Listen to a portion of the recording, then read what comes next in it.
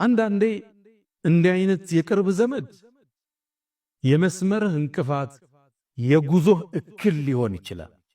ከፊርዓውን ጋር አብሮ ሙሳን አዛ ያደርግ ነበር ቃሩን። ይህን ሀብቱን ተጠቅሞ የሙሳ የቅርብ ዘመድ የቅርብ ወዳጅ ሆኖ ታዲያ አንዳንድ ይሄ ነገር በህይወት ቢከሰት እንዳይገርም።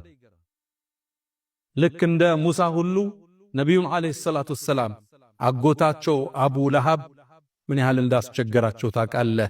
ተበት የዳ አቢ ለሃብ ወተብ ጠፋ ብሎ አላህ ያወጀበት። አሊያም ሌላ ጊዜ ከጎና ጥፋት ምተኛ ባለቤትህ የመስመር እንቅፋት ትሆን ትችላለች።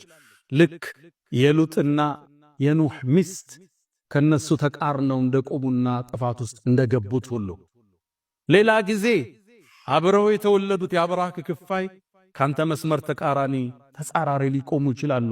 ልክ እንደ ነቢዩላህ ዩሱፍና እንደ ወንድሞቹ ኢነ አባና ለፊ ضላል ሙቢን ያሉ ወንድማቸውን ጉድጓድ ውስጥ ለመክተት ርህራሄ ያልነበራቸው እክቱሉ ዩሱፍ አው ጥራሁ ወይ ንግደለው ብለው ወንድማቸው ላይ ሴራ ያወጡ።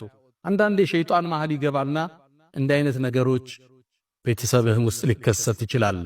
ይህን ስታይ አትደንግጥ። ዝምድናህን ለመቀጠል ጥረት አድርግ። በሶብር ነገራቶችን እለፋቸው።